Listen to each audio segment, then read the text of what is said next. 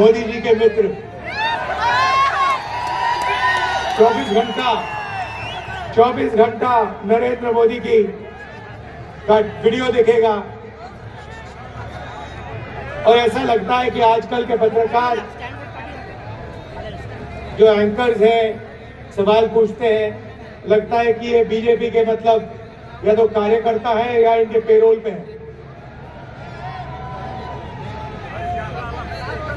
देखिए, लड़ाई संविधान को बचाने की है। एक तरफ Congress party, India alliance constitution को, संविधान को, लोकतंत्र को बचाने में लगी है। दूसरी तरफ नरेंद्र मोदी जी आरएसएस इस किताब को खत्म करना चाहते हैं। जो ये अंबेडकर जी की देन है, जिसमें फूले जी की सोच है, महात्मा गांधी जी, जवाहरलाल नेहरू जी, जिन्होंने मिलकर हिंदुस्तान की जनता के साथ सालों लड़ाई कर ये इस देश को दिया, इसको नरेंद्र मोदी बीजेपी बदलना चाहते हैं, खत्म करना चाहते हैं। इसी से हिंदुस्तान के गरीब लोगों को, किसानों को, पिछड़ों को, दलितों, आदिवासियों को, माइनॉरिटीज को, गरीब जनरल कास्ट को अधिकार मिलता है। इसके बिना आप कहीं के नहीं रहोगे। जो भी आपके पास है सारा उन्हीं 22-25 लोगों के हाथ में चला जाएगा। मनरेगा बना, भोजन का अधिकार, जमीन अधिग्रहण बिल, हरी क्रांति, सफेद क्रांति, बैंक नेशनलाइजेशन, ये सारे के सारे काम इस किताब ने आपको दिए हैं। और मैं आपको बता रहा हूं, जिस दिन ये गायब हो गई, जिस दिन बीजेपी ने सचमुच में इसको खत्म कर दिया, तो आप हिंदुस्तान को नहीं पहचान पाओगे। यह है लड़ाई। और मैं देश से कहना चाहता हूं कि जो अंबेडकर जी ने हमें दिया, महात्मा गांधी जी ने दिया, कभी खत्म नहीं होने देंगे। सवाल नहीं उठता।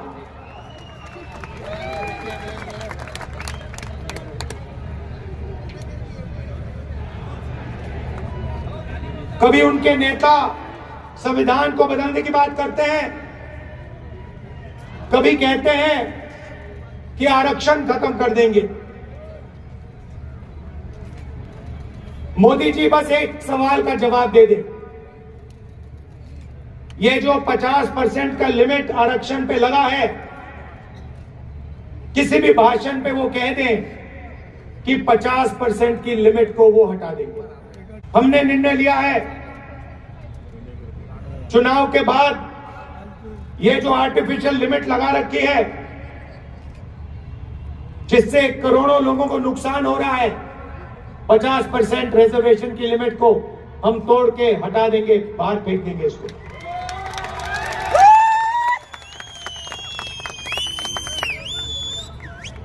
देश में 15% दलित आबादी है,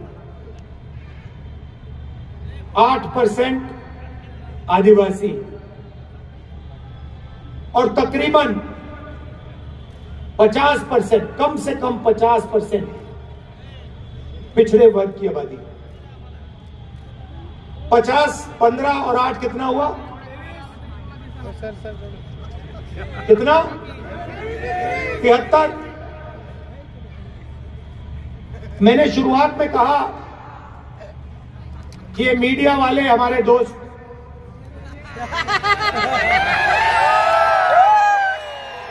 जनता सब जानती है, भाई इनकी गलती नहीं है। ये इनको इन पे लगाम लगा रखी है, ऊपर से अडानी जी ने बांध रखा है, बोलते नहीं है।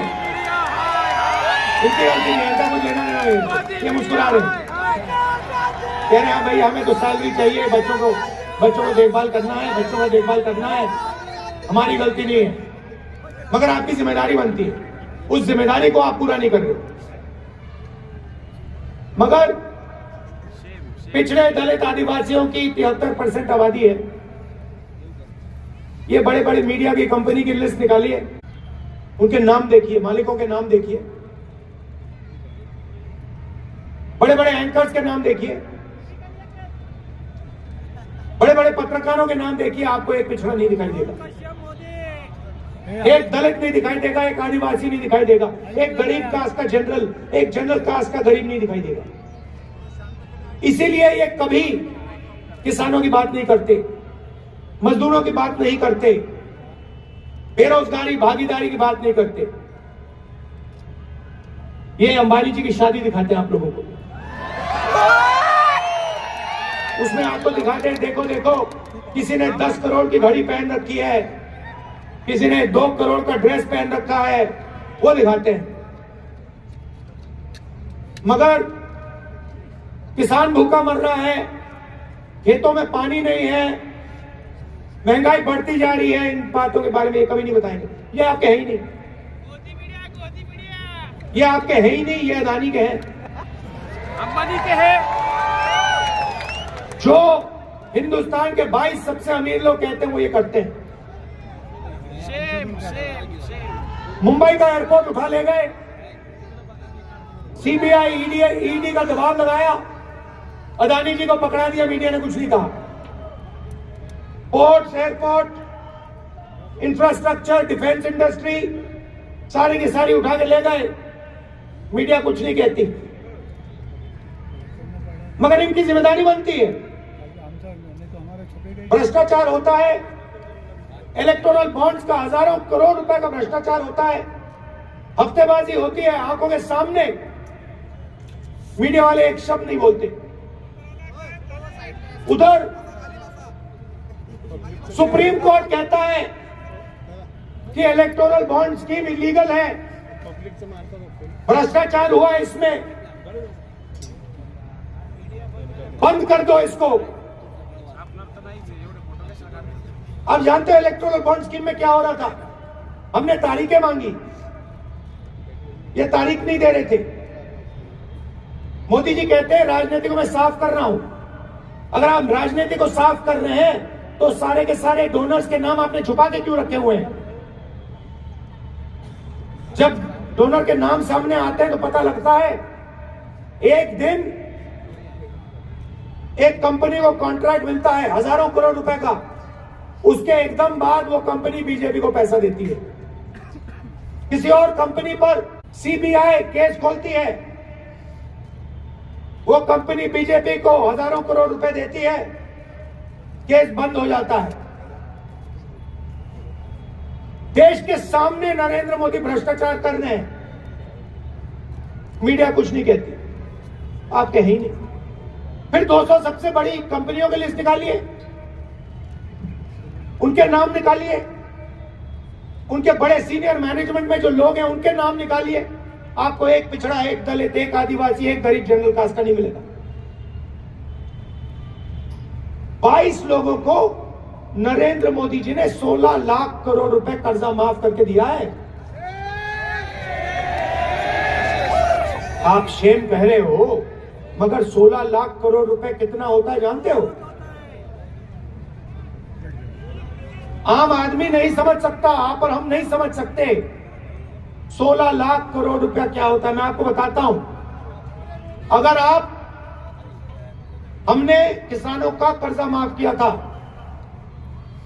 जब यूपीए की सरकार थी, अगर आप किसानों का कर्जा माफ 24 बार 24 साल के लिए हर साल कर्जा माफ करोगे, उतना पैसा नरेंद्र मोदी ने 22 लोगों को दिया है। 24 साल का मनरेगा का पैसा 24 बार किसान का कर्जा माफ करो, उतना पैसा दे दिया इसने। चौकीदार चोर है। हालात ये है कि 22 लोगों के पास उतना धन है जितना 70 करोड़ लोगों के पास है। 1% हिंदुस्तान के हाथ में 40% हिंदुस्तान का धन है। किसी भी संस्था में आप देख लो, सरकार में देख लो, कॉर्पोरेट इंडिया में देख लो, मीडिया में देख लो, प्राइवेट अस्पतालों में देख लो, प्राइवेट कॉलेजेस यूनिवर्सिटी में देख लो, आपको एक पिछड़ा नहीं मिलेगा, एक दलित नहीं मिलेगा, एक आदिवासी नहीं मिलेगा। 90% आबादी है आपकी कोई भागीदारी है ही नहीं। पिछड़ों की बात करनी है, दलित आदिवासियों की बात करनी है, ढूंढना है उनको। मजदूरों की लिस्ट में जाके देखो उनको, जो मनरेगा करते हैं वहां जाके देखो, कॉन्ट्रैक्ट लेबर का काम करते हैं वहां जाके देखो। 90% हिंदुस्तान या मनरेगा कर रहा है, या कॉन्ट्रैक्ट लेबर कर रहा है, या कहीं सड़क पे मजदूरी कर रहा है। और हिंदुस्तान की पावर स्ट्रक्चर में है ही नहीं, कहीं नहीं है। 650 हाईकोर्ट के जज हैं, आपकी आबादी 73% है, 650 में 100 भी नहीं है। 90 लोग हिंदुस्तान की सरकार को चलाते हैं, 90 IAS अफसर हैं, बजट को वो बांटते हैं। महाराष्ट्र को कितना पैसा मिलेगा, कर्नाटक कितना जाएगा, सड़कों में कितना जाएगा, डिफेंस में कितना जाएगा, शिक्षा स्वास्थ्य में कितना जाएगा, वो 90 लोग डिसाइड करते हैं। उनकी लिस्ट निकाली मैंने। चलो देखते हैं पिछड़े कितने हैं, दलित कितने हैं, आदिवासी कितने हैं। 90 में से 3 ओबीसी हैं, 3 दलित हैं, 1 आदिवासी है, और बैक ऑफिस में बैठा रखे हैं। आप ये मत सोचिए कि फाइनेंस मिनिस्ट्री में है, डिफेंस मिनिस्ट्री में है, बड़ी मिनिस्ट्री में नहीं। नहीं नहीं नहीं नहीं नहीं नहीं, नहीं। 7 लोग हैं, 73% आपकी आबादी 7 लोग हैं 90 में से, पीछे बैठा रखे हैं। चू नहीं कर सकते वो। और अगर 100 रुपए खर्च होता है बजट में, तो 6 रुपए 10 पैसे का निर्णय ये 7 अफसर लेते हैं, और कभी भी इनका वीटो लग सकता है। और यही हालत हर सरकार में है। महाराष्ट्र की सरकार में भी यही है, उत्तर प्रदेश की सरकार में भी यही है, दिल्ली की सरकार में भी यही है। तो 90% के पास यहां कुछ है ही नहीं, ये सच्चाई है। इसीलिए हमने मैनिफेस्टो में साफ लिखा है, हमारी सरकार आएगी तो हम जाति जनगणना कराएंगे, इकोनॉमिक सर्वे कराएंगे, और हिंदुस्तान के हर संस्था का सर्वे कराएंगे। मतलब ये पता लगाएंगे कि प्रेस में, मीडिया में पिछड़े वर्ग के कितने लोग हैं, हिंदुस्तान की कॉर्पोरेट इंडिया में पिछड़े वर्ग के दलित आदिवासी कितने हैं, प्राइवेट अस्पतालों में, डॉक्टरों में कितने हैं, कॉलेज यूनिवर्सिटी में कितने हैं। इससे दूध का दूध पानी का पानी हो जाएगा। हिंदुस्तान की जनता को पता लग जाएगा हमारी कितनी भागीदारी है। ये भाइयों और बहनों क्रांतिकारी कदम है। इससे क्रांतिकारी कदम हिंदुस्तान में नहीं हो सकता। ये जिस दिन जाति जनगणना हो जाएगा, उस दिन देश की जनता को हिंदुस्तान की सच्चाई मालूम हो जाएगी। आपको पता लग जाएगा कितना बेवकूफ बनाया जा रहा है हिंदुस्तान की जनता को। और एकदम हिंदुस्तान की जनता जागरूक हो जाएगी, और उसके बाद एक नई राजनीति शुरू होगी हिंदुस्तान में।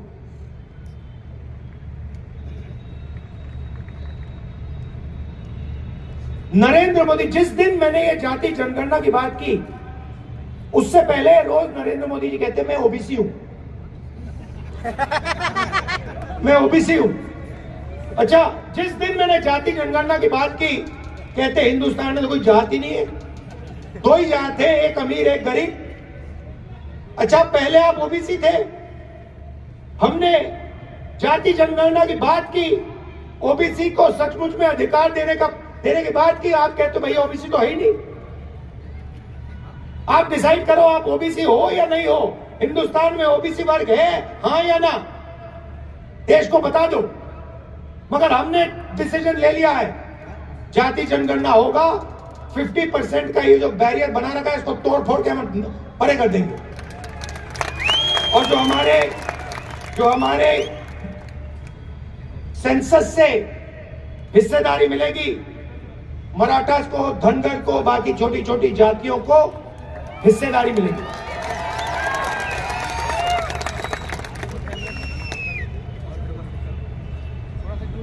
अब सवाल उठता है, नरेंद्र मोदी जी ने पिछले 10 साल 22 लोगों को फायदा पहुंचाया, जो भी था, जो भी देना था, 22 लोगों को उन्होंने दिया। अभी मैं एयरपोर्ट पे, ये लखनऊ से आया, लखनऊ एयरपोर्ट, उधर अदानी जी का बड़ा वहां पे साइन था, लखनऊ एयरपोर्ट पकड़ा दिया उनको, मुंबई एयरपोर्ट पकड़ा दिया, सारे के सारे एयरपोर्ट पकड़ा दिए। पहले पब्लिक सेक्टर में 90% को रास्ता मिलता था, आरक्षण था, पब्लिक सेक्टर को पूरे प्राइवेटाइज कर दिया। रेलवे में आपको नौकरी मिलती थी, उसको प्राइवेटाइज करने में लगे हुए हैं। ये बुलेट ट्रेन का बहाना है इनका, प्राइवेटाइज करने का बहाना है ये। तो जहां भी आप देखो, जो आपके रास्ते थे वो सब बंद कर दिए। पहले आप सेना में जाते थे, पेंशन मिलती थी, अगर कुछ होता था शहीद का दर्जा मिलता था, कैंटीन मिलती थी, उसको भी खत्म कर दिया। नरेंद्र मोदी नई योजना लाए, अग्निवीर योजना, 2 तरीके के शहीद बना दिए, एक नॉर्मल सोल्जर जिसको पेंशन मिलता है, दूसरा अग्निवीर। अगर वो शहीद होगा उसको ना शहीद का दर्जा मिलेगा, ना पेंशन मिलेगी, ना कॉम्पेंसेशन मिलने वाली। तो आपके सारे के सारे रास्ते इन्होंने बंद कर दिए। अब इंडिया की सरकार आएगी तो ये आपके जो रास्ते हैं ये फिर से खोलने पड़ेंगे, और हम इसको तेजी से, बिना झिझक ये दरवाजे हम खोल देंगे, एक के बाद एक। पहली बात आपको बता रहा हूं, अग्निवीर स्कीम को हम खत्म करके उठा के बाहर फेंक देंगे। दूसरी बात, ये जो इन्होंने गलत जीएसटी बना रखी है, ये जीएसटी जो छोटे दुकानदारों को, स्मॉल एंड मीडियम इंडस्ट्री को खत्म करने वाली जीएसटी है, अदानी वाली जीएसटी है, इसको हम बदल देंगे। 5 अलग अलग टैक्स नहीं होंगे, एक टैक्स होगा, कम से कम टैक्स होगा। पहली बार हिंदुस्तान की हिस्ट्री में किसानों को टैक्स दे रखा है, किसानों से टैक्स लेते हैं। तो हमने डिसाइड किया है कि जितना इन्होंने पैसा ना ये 22 लोगों को दिया है, उतना पैसा हम हिंदुस्तान के किसानों को, गरीबों को देने जा रहे हैं।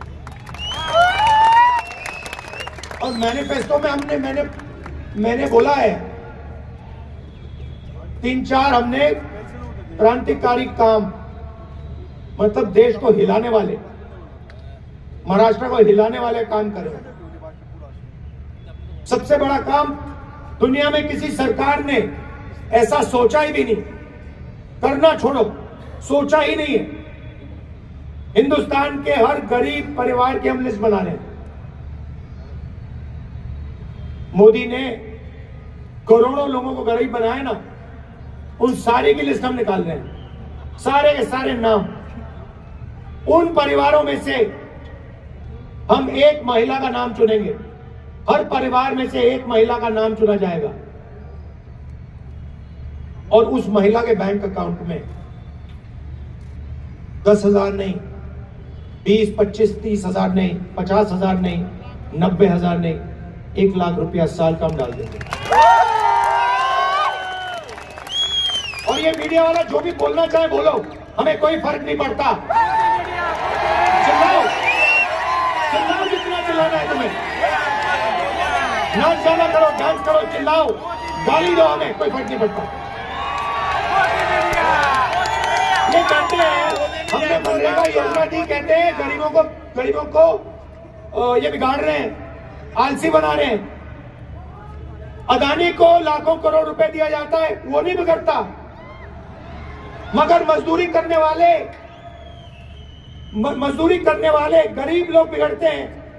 किसान का कर्जा माफ होता है, कहते हैं देखो बिगाड़ दिया किसानों को।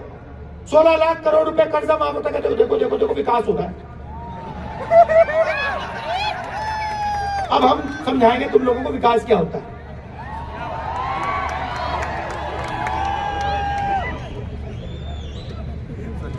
करोड़ों महिलाओं के बैंक अकाउंट में 1 लाख रुपया साल का, 8,500 रुपए महीने का, टकाटक टकाटक टकाटक टकाटक, और वो कंप्यूटर से होगा, ऑटोमेटिक, और उस दिन तक होगा जब तक ये परिवार गरीबी रेखा के ऊपर नहीं होंगे। उससे पहले ब्रेक नहीं लगने वाली, एक्सीलेटर दबेगा। 1 लाख रुपए बैंक अकाउंट में। अब यहां पे बहुत सारे पुरुष कहेंगे देखो भैया आप महिलाओं को क्यों दे रहे हो, हमें चाहिए। आप कहोगे, मैं जानता हूं,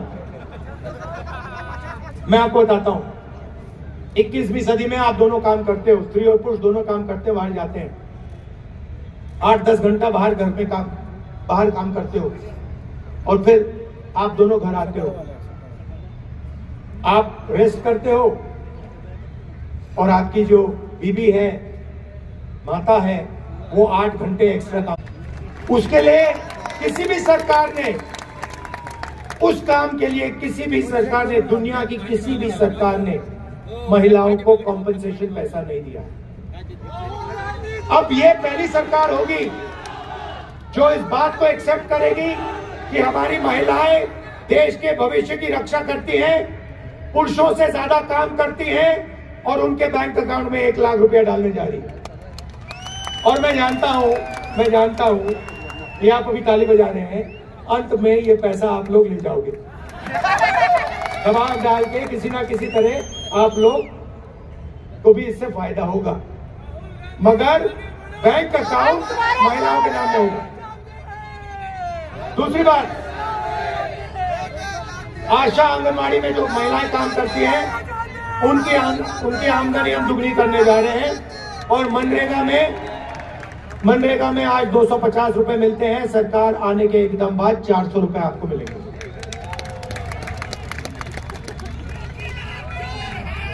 अब थोड़ी सी किसानों की बात करना चाहता हूं। नरेंद्र मोदी जी ने आप पर जीएसटी लगाई, जमीन अधिग्रहण बिल उन्होंने रद्द किया, आपके हक लिए, आपका कर्जा माफ नहीं किया, और आपको सही दाम नहीं देते हैं। जब भी आपको अपना माल खरीदना होता है, धान, शुगर केन, सोया, जो भी हो, जब भी आपको खरीदना होता है, नरेंद्र मोदी इंपोर्ट एक्सपोर्ट की पॉलिसी को घुमा देता है और आपको सही रेट नहीं मिलता। तो आपकी 2 ही मांगे हैं, मैं जानता हूं, लाखों किसानों से मैंने बात की है, आपकी दो मांगे हैं। पहला है कर्जा माफी, और दूसरा हमें सही दाम चाहिए।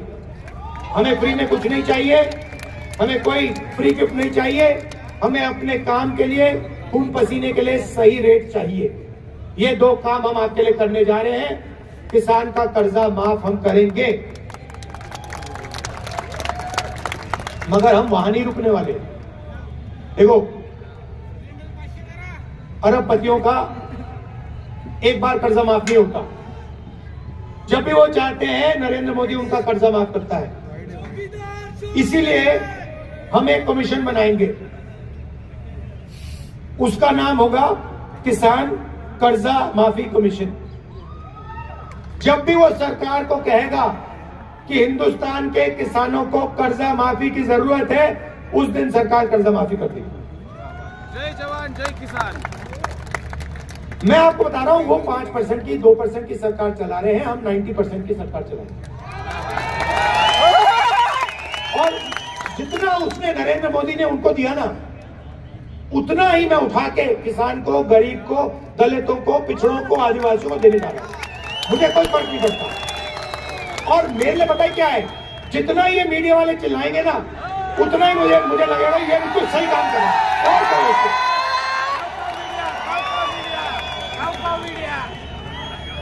अब नरेंद्र मोदी ने करोड़ों लोगों को, युवाओं को बेरोजगार कर दिया।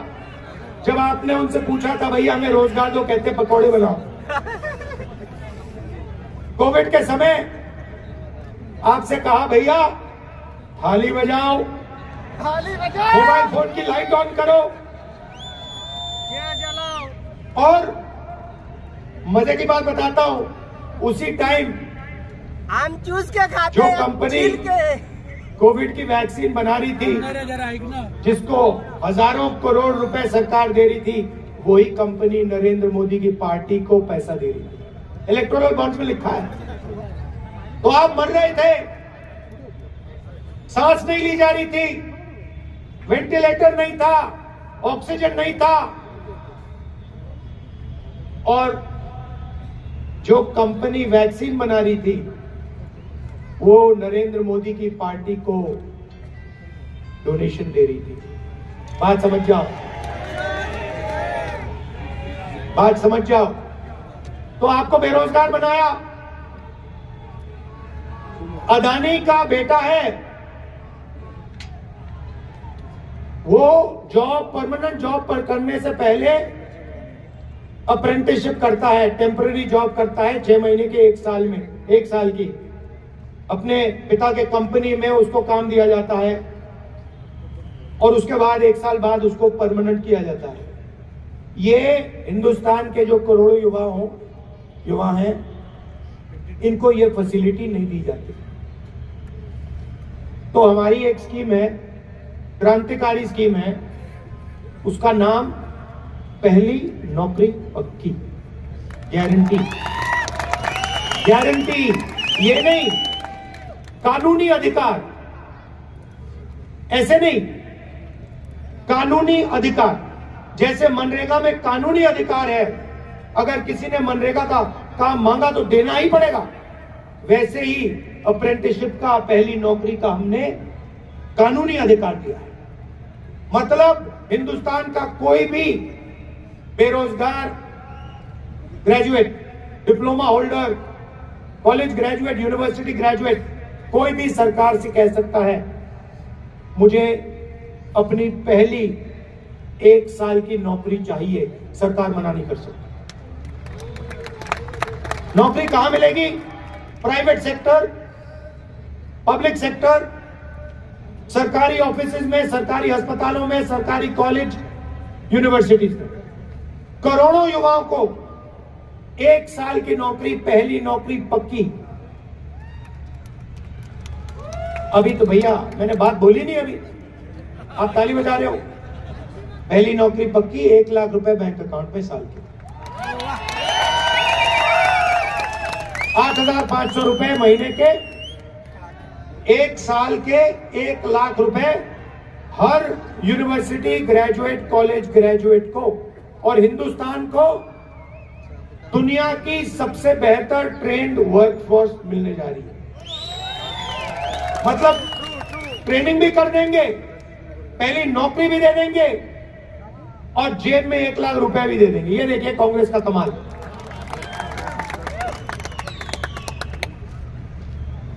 तो ये शुरुआत है भाई और बहनों। जाति जनगणना, महालक्ष्मी स्कीम, पहली नौकरी पक्की, किसानों का कर्जा माफ, गारंटीड कानूनी एमएसपी, मजदूरों को 400 रुपए, आशा आंगनवाड़ियों की आमदनी दुगनी। ये शुरुआत है, ये हम आपके लिए करने जा रहे हैं। अब नरेंद्र मोदी जी के भाषण देखिए। आप जानते हो कि कर्नाटक में रवन्ना नाम सुना आपने? सुना? उसने 400 महिलाओं का बलात्कार किया है, रेप किया है। मोदी जी ने ऐसे स्टेज पे रवन्ना जी के लिए वोट मांगे हैं। होम मिनिस्टर को बीजेपी के एमएलए ने चिट्ठी लिखी थी 6 महीने पहले कि ये रवन्ना है, इसने 400 महिलाओं का रेप किया है। होम मिनिस्टर ने कोई कार्रवाई नहीं की। नरेंद्र मोदी जी जानते थे कि इस व्यक्ति ने 400 महिलाओं का रेप किया। क्यों? क्योंकि होम मिनिस्टर जानते थे। तब भी जाके नरेंद्र मोदी कह रहे हैं इस रवन्ना को वोट दो, इसका समर्थन करो, मुझे जिताओ। मैंने ये कर्नाटक में बोला, नेशनल मीडिया के एक अखबार ने ये बात नहीं लिखी, एक अखबार ने नहीं लिखी।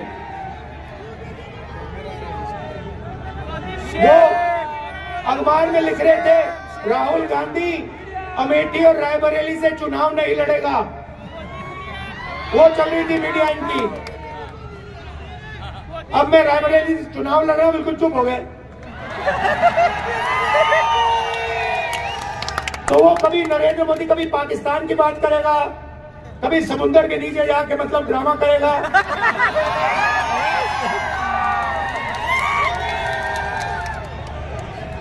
और मतलब आपने देखा पता नहीं देखा, मतलब समुद्र के नीचे जाके बिल्कुल डरा हुआ था कि भैया कुछ होना चाहिए यहाँ पे।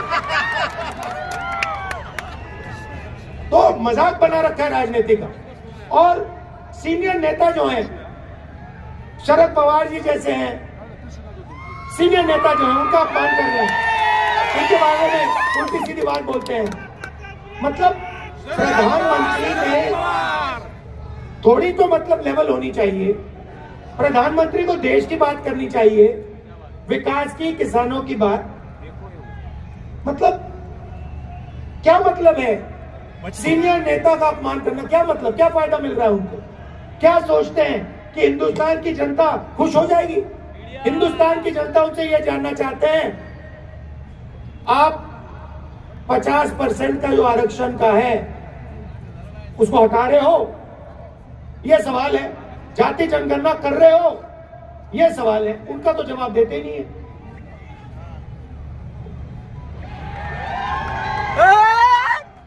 तो ये मैं आपसे कहना चाहता था, देखिए जब मैं महाराष्ट्र में लैंड करता हूं ना, तो जैसे आज मैं लैंड किया यहां पे, मुझे लगता है कि ये कांग्रेसी स्टेट है। ये अगर मैं आपको बता रहा हूं, मैं जैसे ही यहां लैंड करता हूं मुझे मजा आता, अच्छा लगता है कि मैं मतलब कांग्रेस की जो, और मैं संगठन की बात नहीं कर रहा हूं, मैं विचारधारा की बात कर रहा हूं। जो आप लोगों में हजारों साल से आपके खून में कांग्रेस पार्टी की विचारधारा है, आपको बताने की जरूरत नहीं है।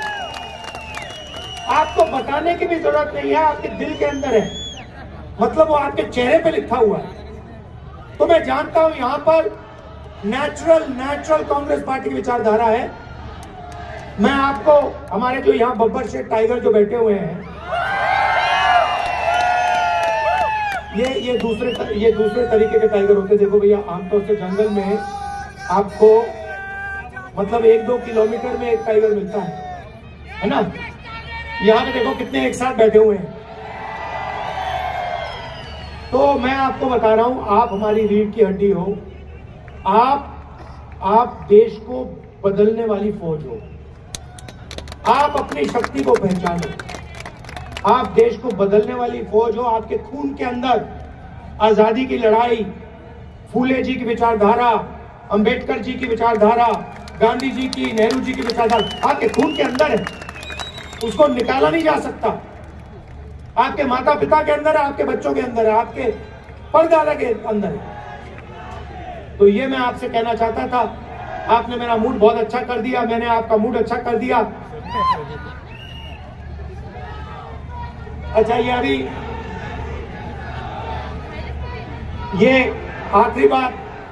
आखिरी बात जो मैं यहां जब महाराष्ट्र में यात्रा में निकला था, तो बहुत सारे युवाओं ने मुझे कहा कि राहुल जी, मोदी जी ने हमें बेरोजगार कर दिया।